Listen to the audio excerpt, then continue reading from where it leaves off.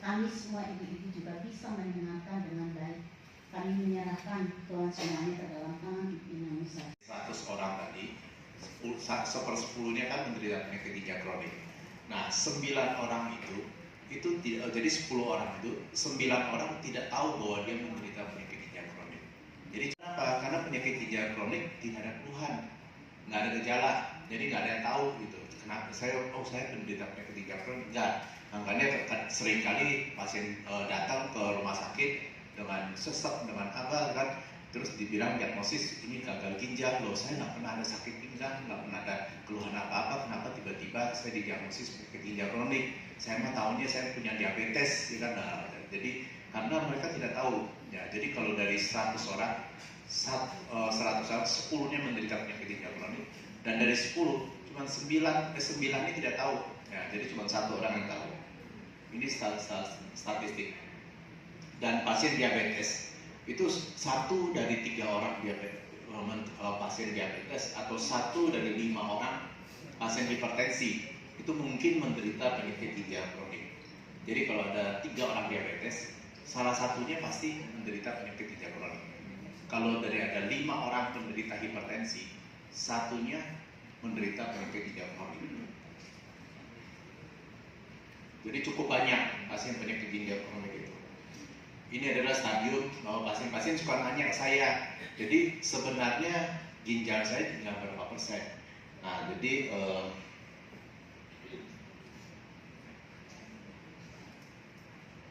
ginjal itu ada stadium 1, stadium 2, 3A, 3B, 4, dan 5. Yang stadium 1 itu ginjal normal, ya. Jadi kalau itu 90-100%. Atau kalau misalkan kalau kita periksa laboratorium, itu kalau di bawah kreatin itu ada ERFG, ya kan, atau EGFR kalau di bawah kreatinin. Nah, itu biasanya itu GFR-nya 90 atau lebih tinggi, itu biasanya fungsi ginjal masih normal, stadium 1, ya 90-100%. Kalau stadium 2 itu ada penurunan fungsi ginjal ringan itu 89-60%.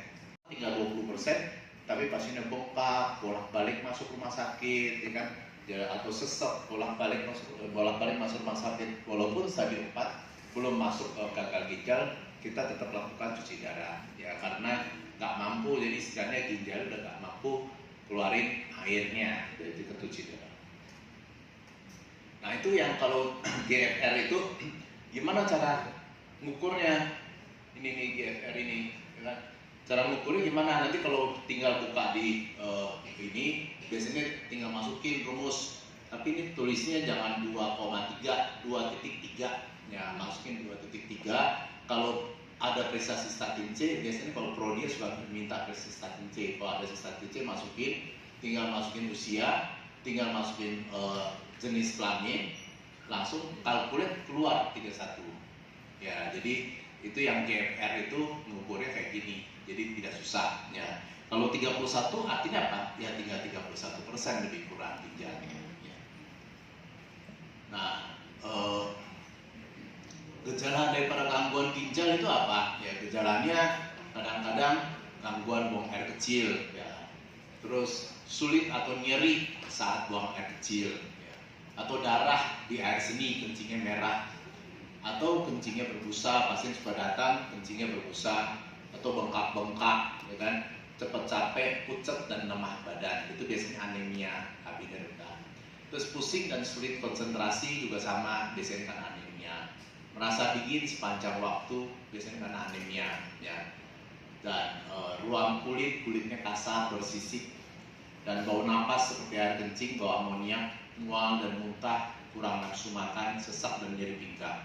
Tapi semua ini tidak selalu ada pada pasien sakit ginjal, ya. Jadi ada yang nggak ada keluhan ini, ada juga yang ada keluhan ini. Tapi keluhan ini munculnya kalau udah telat, kalau udah stadium 4, stadium 5. Kalau stadium 1 nggak ada keluhan, stadium 2 nggak ada, 3 nggak ada, stadium 4 yang mendekati ke stadium 5 baru ada keluhan, terendah enggak, ya. Jadi ada pasien dulu juga sama, pasiennya lemes, diperiksa anemia, HbA rendah, ya, ditransfusi, masuk rumah sakit, transfusi, pulang, nah, turun lagi transfusi, ya kan. Nah, setelah diperiksa ginjalnya, ginjalnya jelek. Jadi akhirnya sampai sekarang menjalani cuci darah. Ada juga pasien juga datang mual muntah, ya ke dokter penyakit dalam mual muntah, nggak bisa makan, mual muntah, sampai di endoskopi, sampai di USG dan lain-lain, kan nggak ketemu. Diperiksa ginjalnya, kreatininnya ternyata tinggi, ya kan. Akhirnya sampai sekarang masih menjalani cuci darah seminggu 2 kali. Jadi kadang gejala-gejalanya kadang-kadang nggak selalu bengkak, ya tergantung kelainan ginjalnya. Nah, karena penyakit ginjal dapat terjadi tanpa gejala, makanya disebut penyakit silent killer, penyakit tidak ada pembunuh diam-diam. Tetapi sebenarnya bisa kita ketahuan, cuma dia gejalanya nggak ada. Caranya adalah pemeriksaan urin, ya kan, dapat mendeteksi dini penyakit ginjal, ya kan, dan memperlambat atau menghentikan kerusakan yang terjadi, ya kan. Seringkali pasien datang kencingnya berbusa katanya, ya kan. Kita periksa urinnya ternyata proteinnya positif. Dulu saya pernah ada pasien juga gemuk, badannya gede, ya kan, sama istrinya kurus, ya kan, vegetarian, umur sekitar 50-an, ya kan, nggak ada keluhan, general check up dari perusahaan, ya kan. Saya lihat di urinnya, ternyata banyak sel darah merah, ya kan, di air kencing.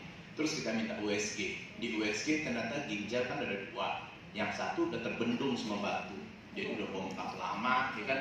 Dan yang satu lagi masih normal. Nah, kreatinnya normal.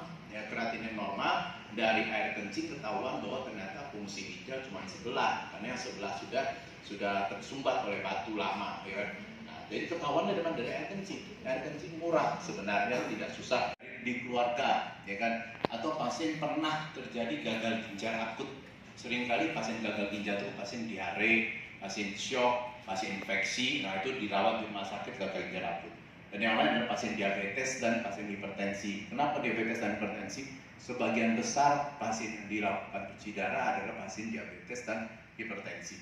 Yang lain pasien penyakit jantung. Ya, biasanya pasien penyakit jantung suka punya darah tinggi, ya. Dan pasien penyakit jantung suka ada diabetes. Dan pasien penyakit jantung suka dilakukan pasang ring, kateter, dan lain-lain. Dan itu obat-obatnya ganggu ginjal, ya kan.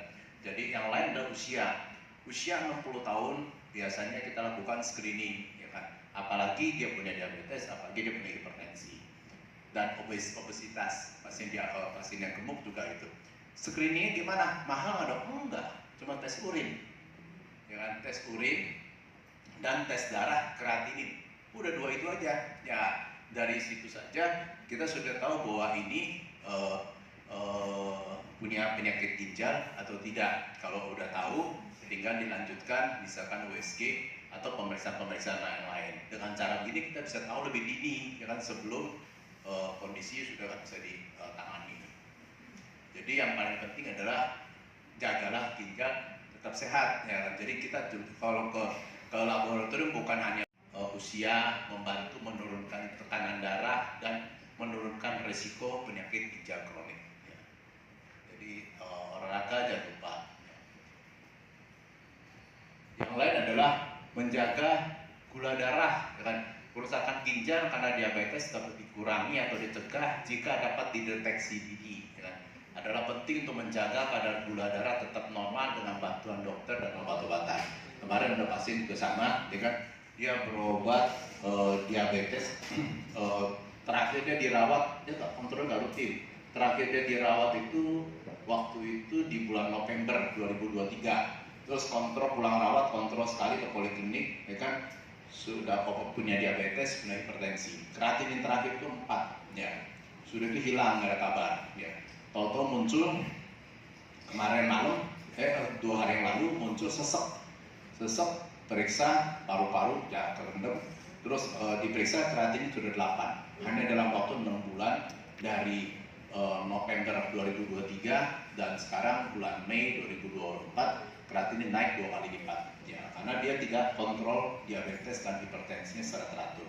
Terus ada satu lagi juga sama, ya kan, biasanya mah kreatinin sekitar 4, kontrol rutin ke poliklinik sudah 2-3 tahun dengan BPJS, ya kan, 4-5 kreatininnya sekitar itu, kan, hilang 2 tahun. Saya juga berpikir ini orang kemana ya, tapi ya udah kalau itu.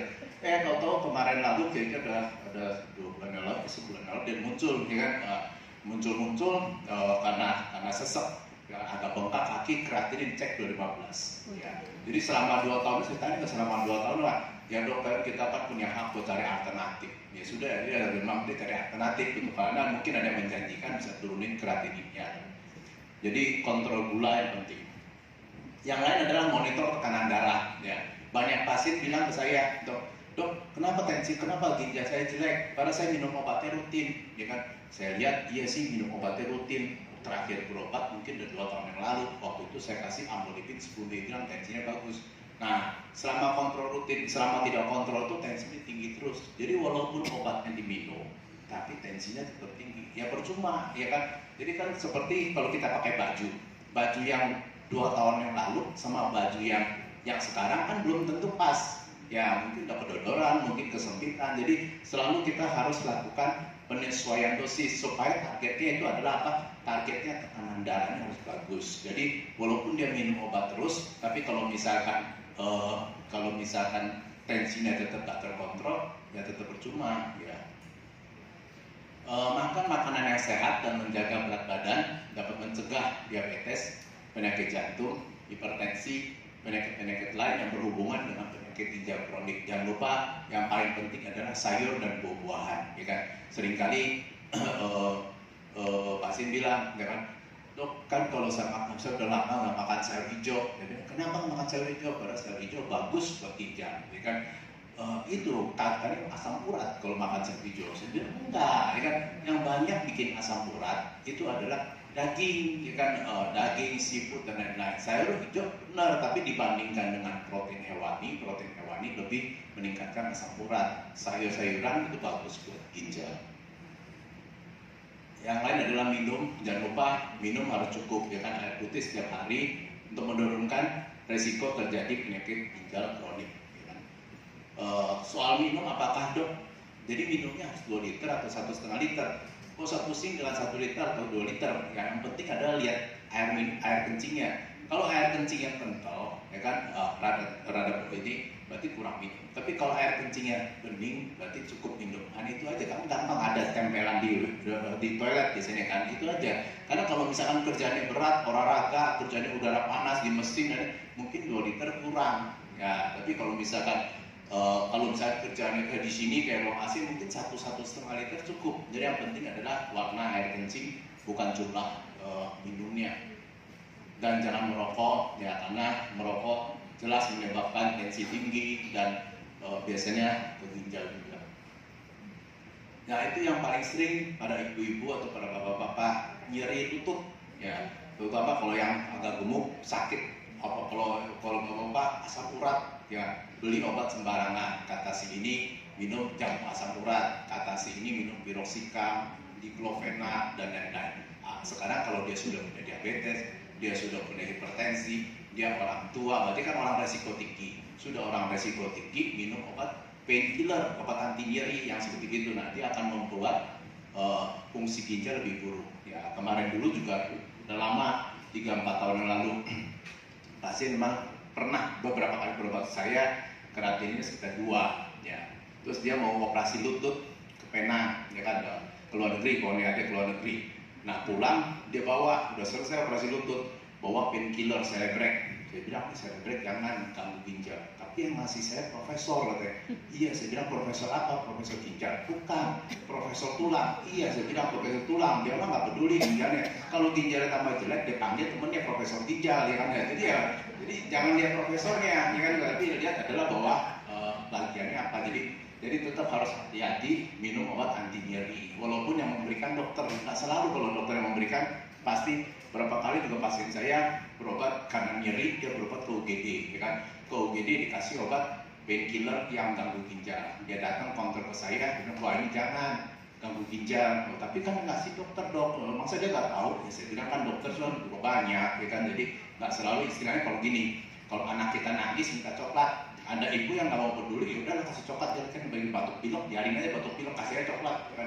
Tapi kalau ibu yang sayang anaknya, jangan ah, dia kan lagi batuk pilek, nyeri tenggorokan, dia nangis-nangis minta coklat, jangan dikasih, kasih aja mainan aja. Nah, kalau ibu yang bijaksana, tapi kalau ibu yang nggak bijaksana, pusing kepala, kasih aja coklat, dia minta coklat. Nah, itu kan tergantung orangnya.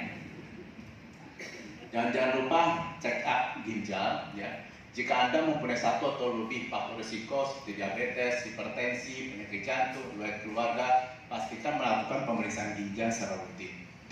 Ada pasien periksa kreatinin tiap bulan, jadi ngapain periksa tiap bulan ya kan? Kalau hasilnya lebih kurang sama, ya udah 3 bulan aja atau 6 bulan ya kan? Kayak tadi ada pasien kontrol, ya kan? Pasien cemas, masih muda, umur sekitar 30-an, ya kan? Dia kreatinin sekitar 1,4. Tiap bulan dia periksa, saya bilang datang 6 bulan lagi aja ya kan, stabil aja 1, sekian. Oh lama-lama amat dok 6 bulan. Jangan lama-lama 2 bulan deh. Ya, saya bilang terserah mau 2 bulan juga kamu orang bayar ke saya. 2 bulan ya silakan aja ya.